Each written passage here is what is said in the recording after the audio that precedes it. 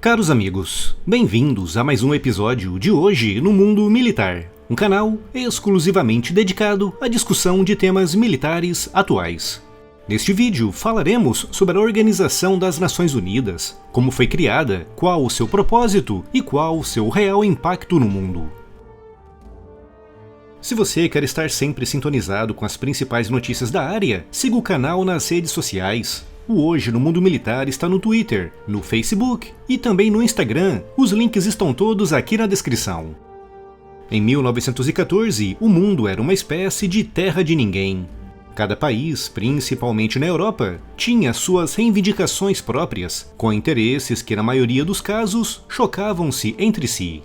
Isso levou o mundo à Primeira Guerra Mundial, um conflito que colocou de um lado o Império Austro-Húngaro e a Alemanha, frente a uma coligação de países liderada pela Inglaterra, a França e a Rússia. Foi o mais brutal e destrutivo conflito da humanidade até aquela data, com os combates se espalhando por muitos continentes como a África e a Ásia. Quando terminou em 1918, o saldo de baixas era de inacreditáveis 40 milhões, deixando um trauma e uma cicatriz terrível no mundo. Os líderes mundiais não queriam que isso se repetisse, e por isso criaram em 1919 a chamada Liga das Nações, que deveria servir como um fórum aberto de discussão e debate, para intermediar questões conflitantes que de outra forma poderiam levar à guerra.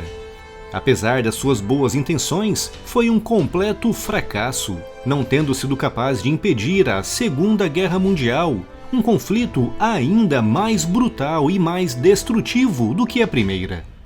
Em 1945, continentes inteiros estavam devastados, e os líderes, novamente com a intenção de evitar que um novo conflito como esse ocorresse, enterraram a Liga das Nações e criaram as Nações Unidas.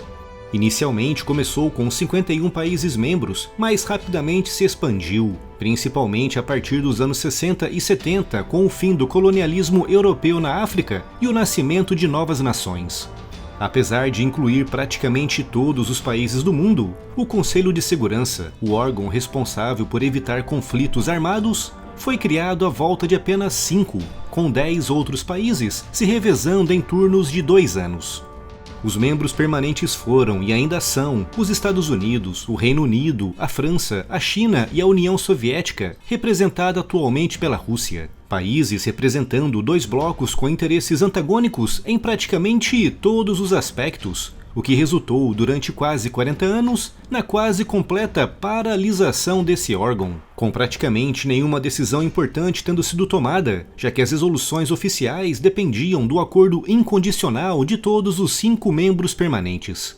Isso significou que durante a Guerra Fria, grandes conflitos envolvendo o bloco comunista e o bloco capitalista, como por exemplo a Guerra da Coreia, a Guerra do Vietnã e a invasão soviética do Afeganistão, bem como conflitos sangrentos no continente africano, não foram evitados, discutidos ou intermediados pelo Conselho, já que esbarravam sempre em vetos de um ou do outro bloco.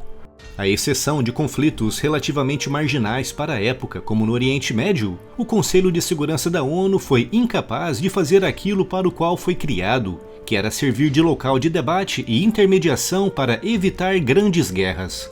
E mesmo depois do fim da Guerra Fria e já no século XXI, o Conselho de Segurança da ONU provou mais uma vez a sua ineficiência, quando os Estados Unidos e o Reino Unido invadiram o Iraque em 2003, ignorando completamente a opinião daquele conselho. De modo geral, o Conselho de Segurança da ONU só é mais atuante em conflitos onde as grandes potências não estão envolvidas, como em algumas regiões mais pobres da América Latina, por exemplo no Haiti, onde o Brasil esteve por 13 anos liderando uma missão de paz composta por cerca de 10 mil militares e civis, e também na África, em países como a Somália, o Sudão, o Congo e a República Centro-Africana, o que tem permitido à ONU atender populações extremamente pobres, dando a esses povos acesso a vacinas, água potável e, em alguns casos, ajudas diretas em questões de alimentação. No entanto, se algum conflito tiver participação direta de países como os Estados Unidos, a Rússia ou a China, a incapacidade de tomar decisões é terrível, como por exemplo na Síria, onde a Rússia vetou por 13 vezes medidas de cessar-fogo sugeridas por outros membros do Conselho de Segurança. A ONU tem ainda outros 4 órgãos: o Conselho Econômico e Social, o Secretariado, o Tribunal Internacional de Justiça e a Assembleia Geral, com o Conselho de Administração Fiduciária suspenso desde 1994 após a independência do Palau, o último território sob tutela da ONU. A Assembleia Geral é onde os Estados-membros se reúnem, normalmente numa sessão ordinária anual, onde todos os membros podem deliberar sobre questões que consideram pertinentes, sempre sob a tutela do Secretário-Geral, um cargo normalmente ocupado por um período de 5 anos. Nessa Assembleia são também votadas recomendações, que podem ser aprovadas desde que consigam uma maioria de 2/3 dos presentes, que geralmente envolvem questões ambientais, de segurança e eleições de membros de órgãos, recomendações que não têm peso de lei. O único órgão que pode realmente impor resoluções é o Conselho de Segurança, mas como já referi aqui, esse conselho provou ser ineficaz em conflitos importantes envolvendo as grandes potências, o que significa que na prática não está cumprindo na totalidade aquilo que prometeu fazer.